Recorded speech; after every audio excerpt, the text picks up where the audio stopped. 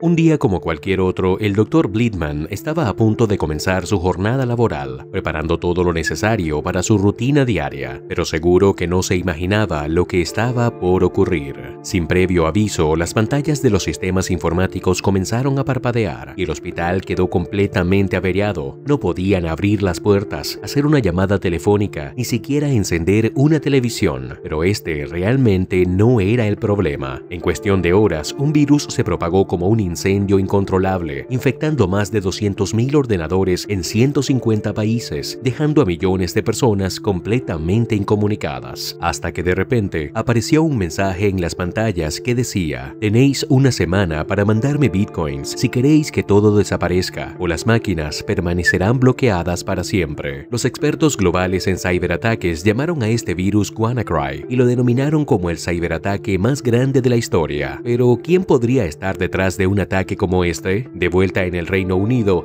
el Dr. Blidman estaba manejando un departamento de emergencias con papel y lápiz. Como consecuencia del virus, los centros de situaciones graves de salud se consideraban inseguros y comenzaron a rechazar a muchos pacientes necesitados. Nadie sabía nada, pero estaba claro que pronto tendrían que pagar, ya que los fallecidos aumentaban por cada día que pasaba. Pero entonces, tan rápido como el virus se había propagado, se detuvo repentinamente. Un analista anónimo, conocido tan solo por su gato de perfil, descompiló el virus y activó un interruptor de apagado. Pero, ¿quién era realmente este héroe? Al día siguiente, dio una entrevista sin revelar su identidad bajo el nombre de Malware Tech. Sin embargo, los medios buscaron desesperadamente en cada publicación que había hecho, tratando de encontrar su verdadera identidad, pero esto no le beneficiaría para nada. Es más, todo lo contrario. 2 días después, se despertó con su rostro en un periódico y una multitud de reporteros fuera de su casa, aunque su reciente fama se volvió amarga cuando el FBI lanzó una investigación sobre su pasado, desenterrando un crimen oculto que tenía pendiente de hace varios años. Esta es la historia del hombre que detuvo en solitario el mayor ciberataque de la historia y que ahora iba a ser castigado por su pasado.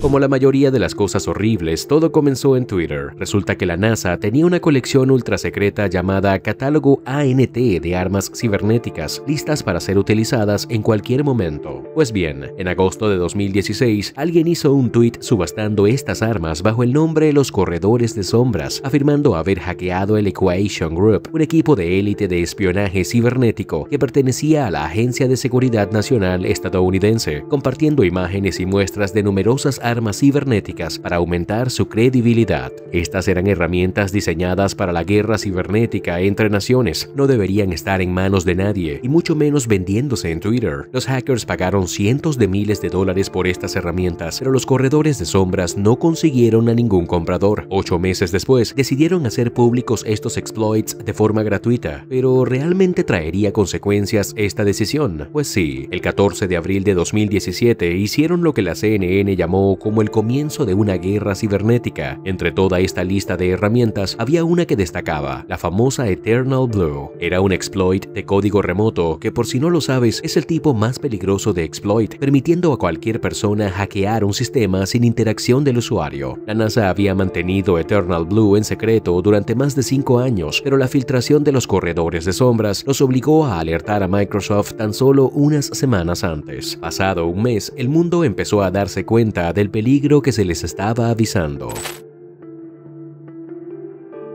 Ante esto, una persona desconocida comenzó a trabajar rápidamente en secreto para convertir Eternal Blue en un gusano, es decir, un virus autopropagante diseñado para atravesar redes de manera autónoma, y este gusano estaba a punto de entrar en su primera computadora desprevenida. Al principio, buscó algún equipo donde poder entrar, y una vez encontrado, el gusano inyectaba su código malicioso y ejecutaba su virus encriptado. Posteriormente, se ejecutaban comandos en silencio por cada archivo que se abría, de forma que lo hacía indescifrable. Luego comenzaba a sondear la red en busca de otros sistemas vulnerables, y si los encontraba, el ciclo comenzaba de nuevo. Para cuando el fondo de la computadora cambiaba, ya era demasiado tarde. En cuestión de horas, se había propagado por todo el mundo. El malware encriptó y dejó inútiles cientos de miles de computadoras en hospitales, escuelas, empresas y hogares en más de 150 países. Al principio parecía un ataque solo a hospitales en el Reino Unido, pero pronto quedó claro que el software malicioso causaba estragos estragos en todo el mundo. Las víctimas recibieron demandas de rescate, pero pagar no desbloquearía sus computadoras. Sus equipos estaban completamente bloqueados. Lo único que veían era un simple mensaje que les decía: sus archivos más preciados están bloqueados. La única forma de recuperarlos es pagar $300 en Bitcoin en un plazo de 3 días. Si no lo hacían, el rescate se duplicaba, y si pasaban 4 días más, sus datos se perderían para siempre. Para algunos, el rescate era un pequeño precio a pagar para recuperar sus archivos. En Twitter, un bot rastreaba los pagos en la cadena de bloques, un registro público. En total, pagaron 51 bitcoins, equivalentes a $67,000 en aquel momento. Por lo que claro, esas personas recuperaron sus computadoras, pues como era de esperar, no fue otra estafa, y ni siquiera los que pagaban recuperaban sus equipos. El virus no discriminaba, infectaba cualquier computadora con Windows que fuera vulnerable, desde pequeños individuos hasta grandes organizaciones como hospitales o empresas. A medida que las infraestructuras críticas en todo el mundo eran víctimas del ataque, los analistas de malware se apresuraban por descubrir quién estaba detrás y cómo podrían minimizar el daño. Antes de que terminara el día, un analista en particular se convertiría en un héroe, pero quizás es demasiado pronto para llamarlo héroe.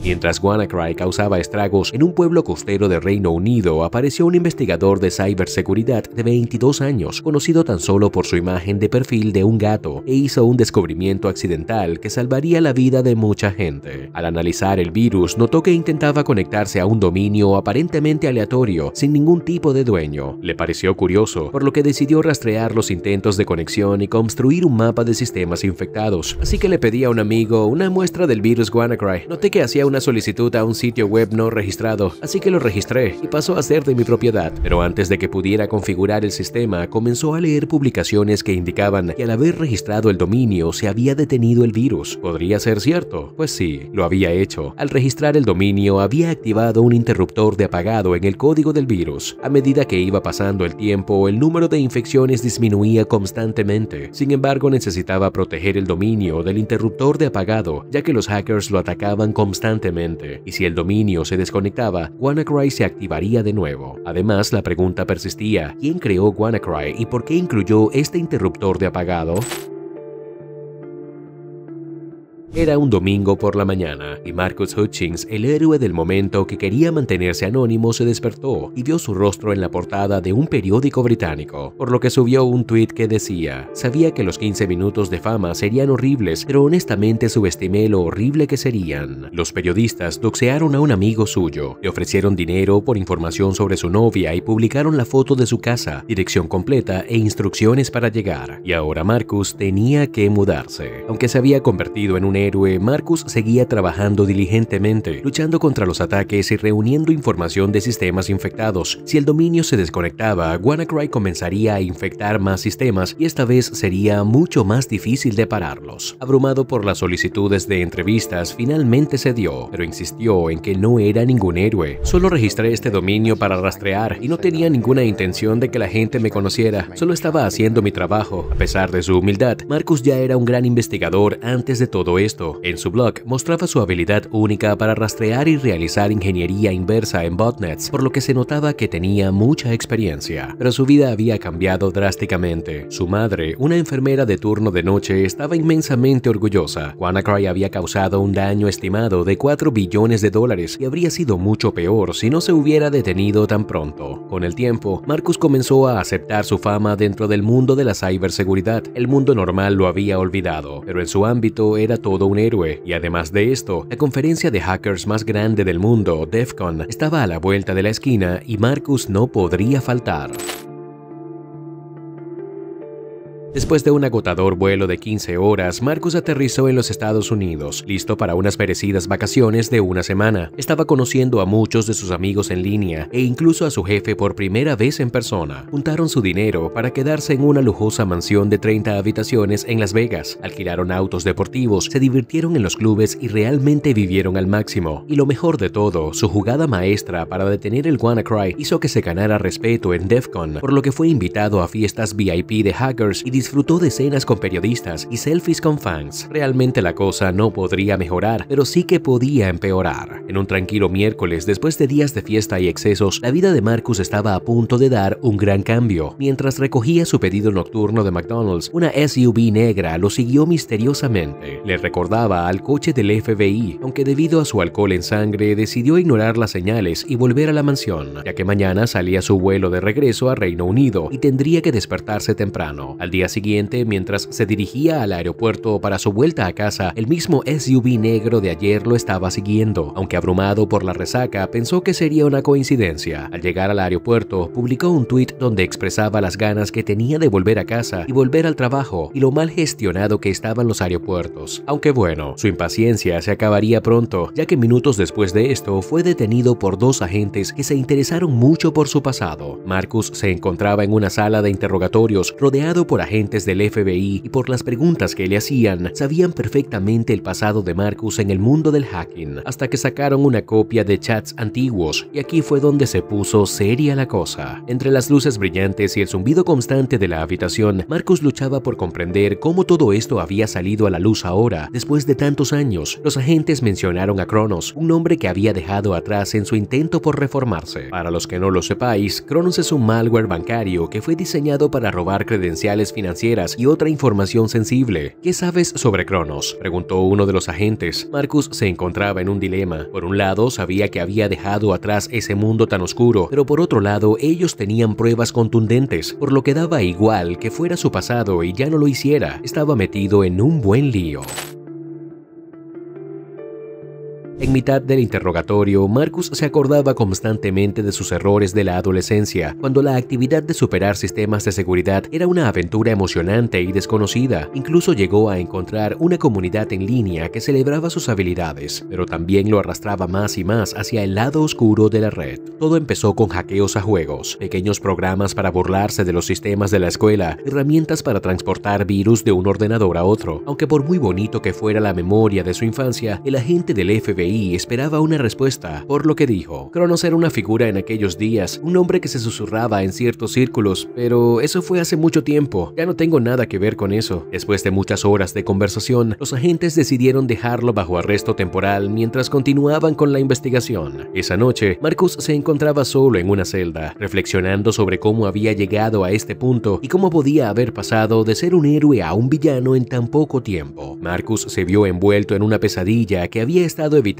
desde que dejó atrás su vida de hacking. Sentado frente a los agentes del FBI de nuevo, enfrentó la realidad cruda de sus acciones del pasado. Los registros de chat revelaron conversaciones comprometedoras que había mantenido con su grupo de hackers, confirmando su papel en la creación de Kronos. Marcus se encontraba en un debate moral. Por mucho que hiciera, no podía escapar de su pasado, incluso cuando había tratado de dejarlo todo atrás. Los agentes continuaron presionando, sacándole información sobre cada detalle de su papel en la creación de Kronos y sus días en el mundo del ciberdelito. El interrogatorio se prolongó durante horas, aunque realmente la única información que tenían era la que ya sabían desde el principio. Finalmente, dejaron que Marcus se sentara solo en una habitación, sumergido en la oscuridad de sus propios pensamientos. ¿Cómo había llegado esto tan lejos? Así que después de unas cuantas horas, decidió que ya era suficiente. Era hora de enfrentar las consecuencias de sus acciones y comenzar de nuevo, de una manera que pudiera sentirse orgulloso. Aceptó que su antiguo yo, el que había creado Kronos, no podía seguir guiando su vida y aceptó todos los cargos que le pedían. Pero seguro que todos os preguntáis, ¿por qué el FBI lo había arrestado justo ahora, después de años en los que parecía haber dejado atrás esos días oscuros? La comunidad de hackers comenzaba a especular que había sido Marcus el cerebro detrás de WannaCry, y todos se pusieron en su contra, cuando realmente no tenían pruebas de ello. ¿Estaba Marcus verdaderamente involucrado en algo tan grave? Las acusaciones del FBI pintaban un panorama sombrío: 10 años de posible encarcelamiento y multas estratosféricas, pero entre las sombras surgió un destello de esperanza. Thor Ian, un abogado defensor de renombre entre los hackers, movilizó un fondo legal para pagar la fianza de Marcus, que por cierto era de $30,000. Las donaciones fluían, aunque no todas llegaron con las mejores intenciones. Aunque sin que se lo esperase nadie, un acto de pura generosidad cambió el juego. Tara Wheeler y Devian Ollum, sin conocer a Marcus personalmente, arriesgaron su propio futuro financiero para garantizar garantizar su libertad provisional. Pero incluso con la ayuda llegaron nuevos desafíos. Los fiscales ofrecieron un acuerdo tentador: información a cambio de libertad. Entre donaciones generosas y acusaciones adicionales, Marcus se encontraba en un laberinto legal sin salida clara. La batalla por su libertad había comenzado, pero las consecuencias podrían cambiarlo todo. 2 meses antes del juicio, Marcus se encontraba en una encrucijada. La decisión era difícil. No se consideraba completamente inocente, pero tampoco podía aceptar todos los cargos en su contra. Finalmente, siguiendo el consejo de su abogado, optó por declararse culpable de conspiración para cometer fraude informático y electrónico. Era su única salida, aunque implicaba admitir su parte en los crímenes que lo perseguían. El día del juicio llegó con un juez de 77 años que había visto pocos casos de ciberdelitos. El destino de Marcus ahora estaba en manos de alguien que apenas comprendía el mundo digital que había definido su vida. Mientras tanto, el Departamento de Justicia señalaba a Corea del Norte como responsable de WannaCry, separando a Marcus de algo que sí que supondría un problema. Antes de enfrentar al juez, Marcus recurrió a Twitter, su último refugio de comunicación libre. Sabía que cada palabra podría sellar su destino. En la sala del tribunal, el juez Joseph Peter Stadtmüller comenzó un discurso que resonaría profundamente en Marcus. Reconociendo su habilidad y el contexto complicado de su caso, el juez decidió sentencia de tiempo cumplido con un periodo de 1 año de libertad supervisada. Marcus Hutchins finalmente era libre. El alivio se mezclaba con la amargura. Había detenido WannaCry, salvando la vida de miles de personas, pero también había sido arrastrado a un proceso legal doloroso que podría haberse evitado. Ahora en Los Ángeles, Marcus encontraba una nueva vida como experto en ciberseguridad y creador de contenido. Su historia no solo revelaba la complejidad ética de su campo, sino también la fragilidad del equilibrio entre justicia y seguridad en la era digital.